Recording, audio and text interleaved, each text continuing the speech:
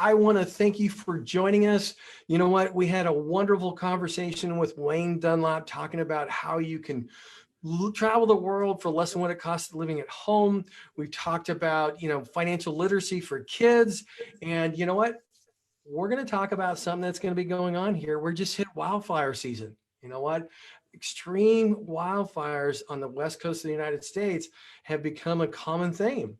And you know what? People have, disasters from tsunamis to hurricanes, and they happen throughout the United States. And there's fires that happened in Texas and so on. Now, the reality is many homeowners are at risk. And you know what? The reality is when it happens to them, how do they go about rebuilding their lives? And you know what? They worry about things like, will the insurance provide enough funds to take care of all the repairs? Okay. Now we have Steve Severett here. He's been a licensed senior professional public adjuster for more than 30 years. He works to advocate for individuals, communities, businesses that have suffered major losses. His work has earned him a reputation as a respected industry expert in handling a broad range of residential, commercial property, I'm going to say losses. I mean, damage ranging from fires, floods, earthquake, vandalism, tsunamis, and catastrophic events. He has a team that's including structural engineering experts, inventory specialists, forensic accountants, insurance attorneys, former insurance claims representatives to secure the most favorable outcome from every insurance property claim. Now, here's one of the big things. He's represented victims of major losses throughout the United States and worldwide in places like Thailand, the Caribbean, Puerto Rico, Florida, Texas, Alaska, Hawaii. You know what, Steve, welcome to the show. I'm glad you're here.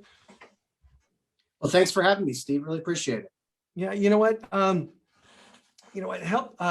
I think people would like to start out with, besides knowing that you have a great tenure, wonderful background and experience, it's what is a public adjuster? Because you're a public adjuster for Greenspan Company, International Adjusters. I got that right?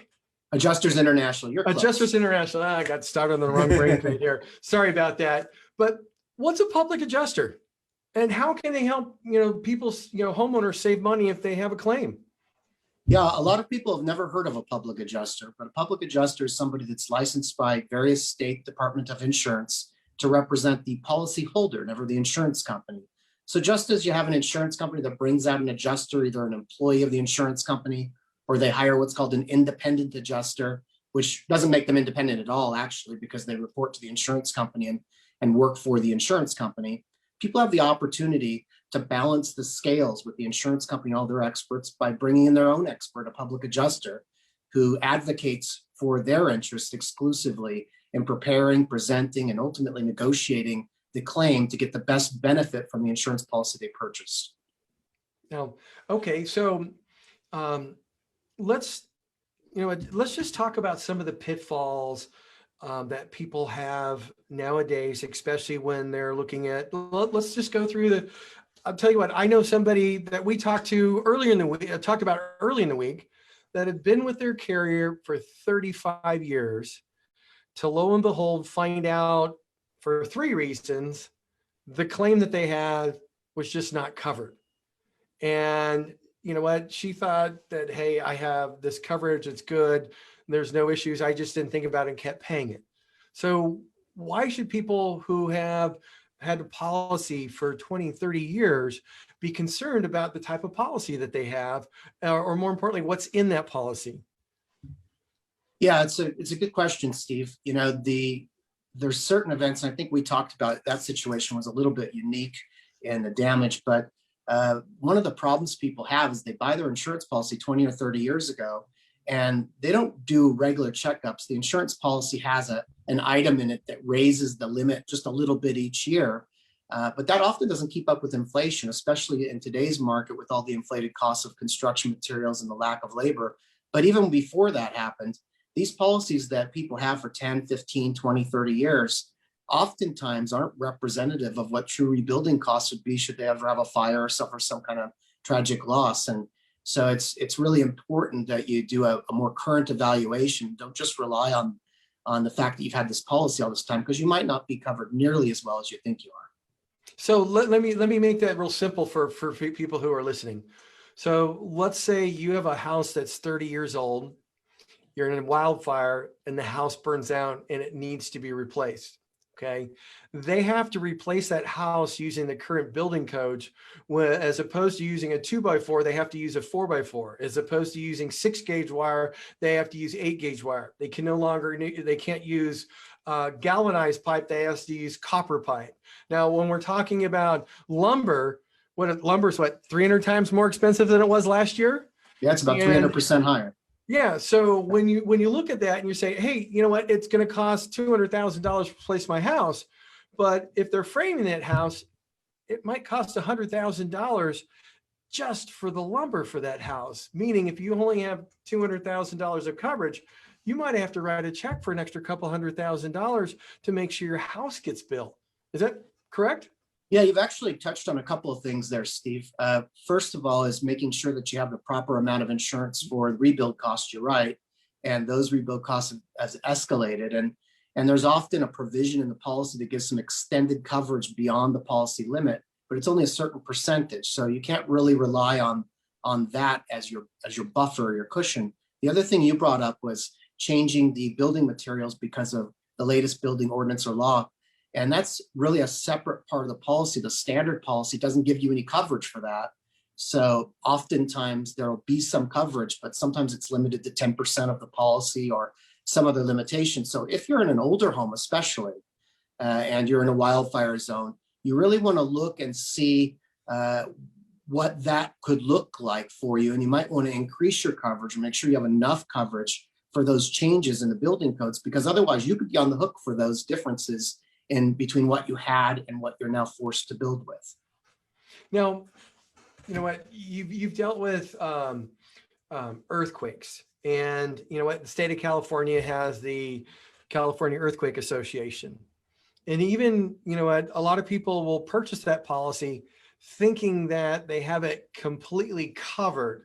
And you know what, is that necessarily true? No, well, it's gotten better though, Steve. I'll tell you, right after the LA earthquake, the Northridge earthquake coverage became almost impossible to get. They came up with this California Earthquake Authority. The coverages were really bad. The deductibles were really high. That market has loosened because we haven't had a major earthquake event. So it is more affordable and the coverages are getting better. But those coverages certainly are not as complete and don't cover you nearly as well as your typical fire policy covers you. So you've got to realize when you're buying earthquake insurance that you're still going to have some skin in the game should something bad happen to your property.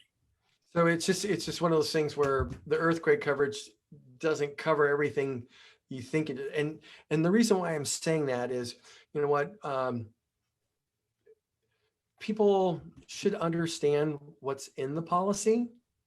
Okay, not from a technical level, but more like what exactly does it cover? Like, for example, your pipe bursts, they're not going to fix the pipe, they're going to fix the things around the pipe.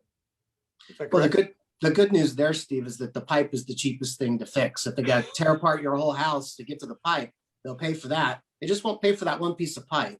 But you are correct. They don't pay for the pipe. They pay for all the damage it caused and the damage you caused to get to the pipe to fix it.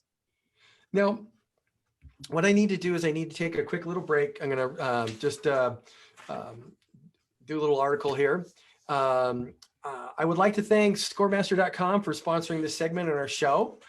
Did you know the average American has 97 points they can add to their credit score, but no idea how to get them? The data scientists at ScoreMaster have cracked the code on how. Adding 97 points to your credit score is like found money. It means fast loan approval, huge discounts, low interest rates, and everything from buying or refinancing a home to leasing a new car or just applying for a credit card. How fast is ScoreMaster? One member raised their credit score 33 points in just 5 days, another 43 points in a couple of weeks. ScoreMaster is so easy, it takes a minute just to get started. And if you hurry, you can try ScoreMaster for free. That's right, try ScoreMaster for free. See how many points you can add to your credit score. So go to scoremaster.com/savings. That's scoremaster.com/savings. Again, scoremaster.com/savings. Now, stick with us. We're going to be right back with more from Steve Severide, the public adjuster here with Greenspan Company Adjusters International. Hey, I got it right. You got it right. Yes, you're getting better. By the time we're done with the segment, you'll have it perfect. No, sometimes you get your brain trained on something and you just, it's funny because I read through people's names 8, 10, 12 times to make sure I get it right. And am I pronouncing your name right?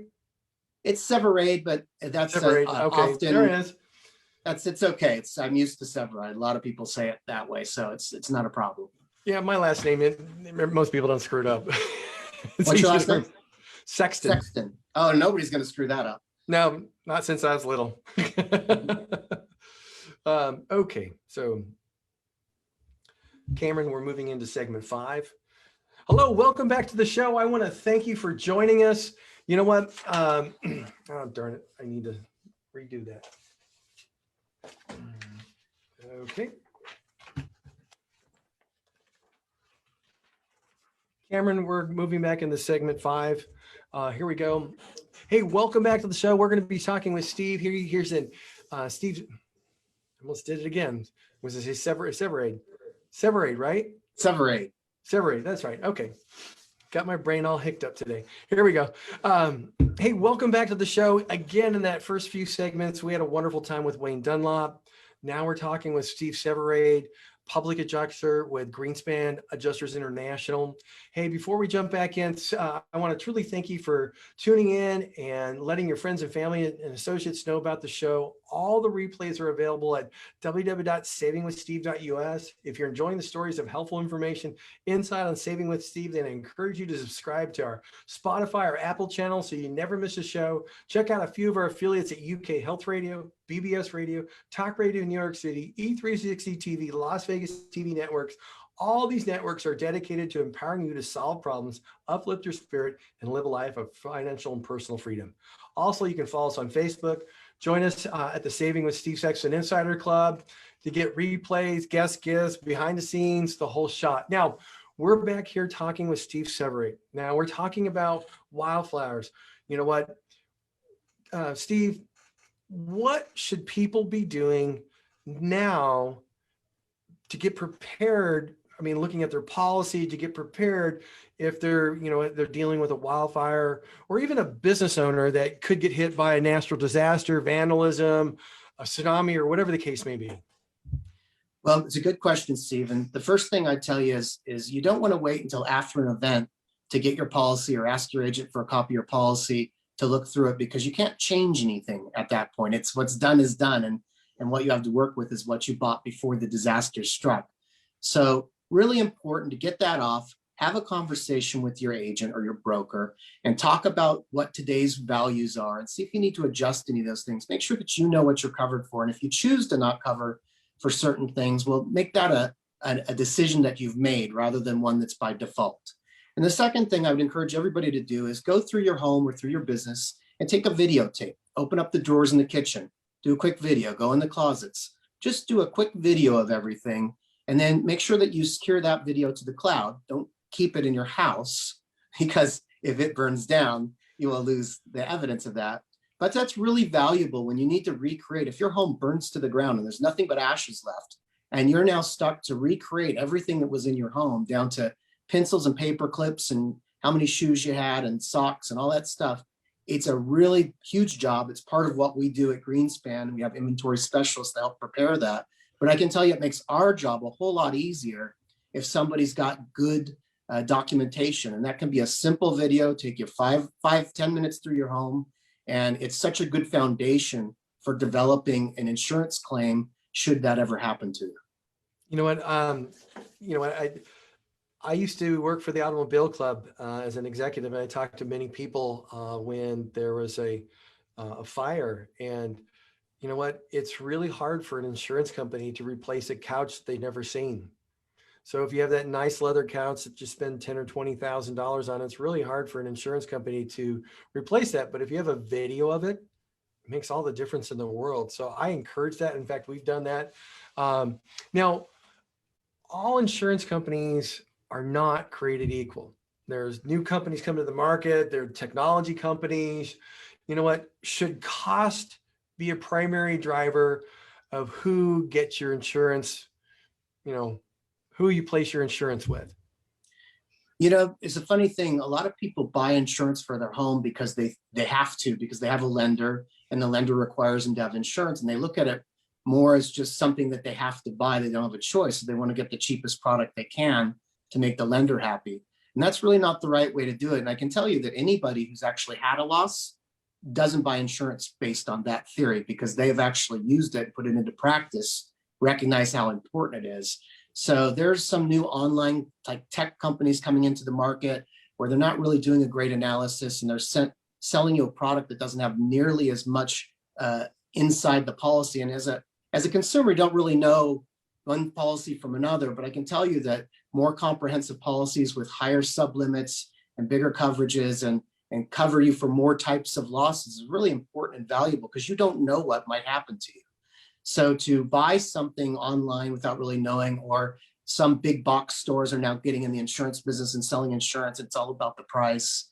And that's really not the right way to be protected. For a little bit more money, you can get a lot better coverage and a lot more comprehensive coverage, and a little safer bet, Steve. So when we talk about coverage, help me out with an example of that. Well, we talked about building ordinance or law coverage a little while ago, Steve, and that's an optional coverage that some policies don't have any coverage for. And if you're in an older home, that could be really important. Some policies don't have an extended replacement cost. I mentioned that earlier. So if you buy a policy for $500,000 on your house, oftentimes you'll be able to get what's called extended replacement cost, which will give you some percentage above that number should it cost more. And it might be 25%, it might be 50%, it might be 100%. And so that can be a big difference in coverage if you're looking at one product that has 0% above the policy limit, and another product that doubles your policy limit.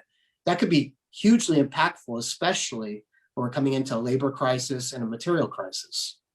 You know what, that's really important to understand, especially with the value of homes as they increased since all this buying frenzy. And you know what, it makes a lot of sense to really evaluate with whoever your agent is to make sure you know exactly what you have, because it's what you don't know that actually hurts you, especially when it comes to insurance. Now, you know what, when you have somebody in the wildfire areas, what's the best way to prepare their home if they're dealing with the wildfire area? You know, can you help us with that? Well, obviously, aside from insurance things like videotaping and making sure you have your policy documents and you're covered properly, aside from that, a lot of people recommend you do a lot of hardening. So that means clearing brush out from your home so that you get rid of any trees that are overhanging near your roof that could catch fire and then catch your home on fire. Just be thinking about the hazards that are surrounding your property, and how by not tending to that dried grass out there, the brush out there, could actually put you in a worse position should some event come through the area. Yeah, it seems like it would make a lot of sense to have oily brush 50 or 60 yards away from the house, as opposed to having a lantern set on fire in front of you, next to your house. I see. Okay. So, you know what, could you help? Pretty obvious stuff, Steve, but you know, a lot of people just don't think about it, but it's something to look around your property and pay attention to. Yeah, you know what, if you don't, if you've never had a wildfire, you wouldn't even think twice about it. In fact, you probably don't even pay attention to a lot of things, but if it hits you right in the face and it hurts, and you don't want it to hurt. So now, what are things, if somebody's involved in a residential disaster, meaning like they're involved with a wildfire and their house gets burned down or partially burned, okay, what is the list of some of the things that they should be doing right when that occurs? Well, obviously, taking care of your family is a priority, and having a place to sleep is a priority. So, the number one thing is find a place. Don't find a place too quickly, because some people will run out and they'll rent an apartment or they'll rent a house right away, and then in a month or 2 months they get claustrophobic and they realize that they've ran out and did something quickly. Take a little bit of time, get some hotel rooms. Figure out where you want to be. This is a long process when you're a victim of a wildfire. It's not over in 60 days. It takes months and months and sometimes years to recover. So recognize that when you You're out of your home, find a comfortable place to stay, but make it temporary while you get your head on straight and figure out what to do. Notify your insurance company of the claim. Keep all of your receipts for everything you're spending money on, even if it's a cup of coffee at McDonald's in the morning.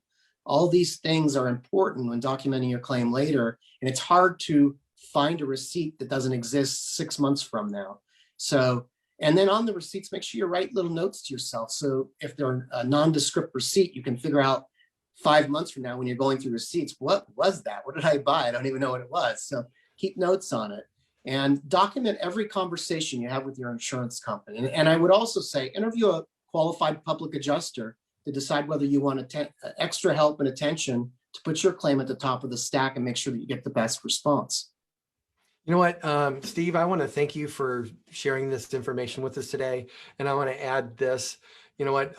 I used to work for an insurance company, property casualty company. And I remember that they really didn't like, you know what, public adjusters. And the reason being is because they paid out a lot more money. Right, that's true.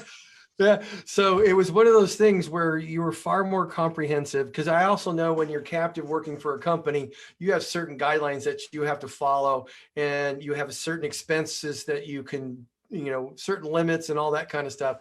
When you have somebody who really understands what's going on and can detail things, obviously you're going above that limit. So, you know what, I think it makes a lot of sense for somebody to take the time to find a public adjuster, a good one that can help them get more for their claims so they can get their house built back up or their business and so on. I totally agree with you, Steve. Now, I want to tell everybody this. You know what, Steve Severade and Greenspan Company International Adjusters have, you know what, been graced us with some additional information. So if you go to the resource page on www.savingwithsteve.us, you can get a sample residential inventory list. This will allow you to detail and categorize all price, exhibits, and images you need to prepare for a personal property claim. If you're in that situation, you're better off doing this in advance. You know what, there's a business owner's guide, a residential recovery checklist. Even if you weren't able to write down everything that Steve said, wildfire factors to consider, frequently asked questions when it comes to suffering a major loss, why your business needs to prepare for a disaster plan now. You know what, some great information. You're going to want to go to the website. Steve, if somebody needs to get a hold of you or Greenspan to get a public adjuster, how do they go about doing that? We're easy to find online. Our website is greenspanai.com. You can also reach our office at 1-800-248-3888.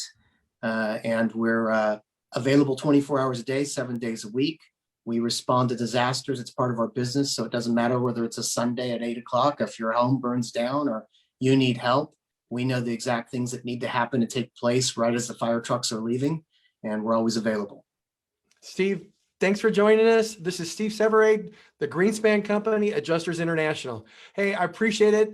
Possibly like to have you back again, especially if we, you know what, disasters happen. There's hurricanes, floods, earthquakes, the whole shot.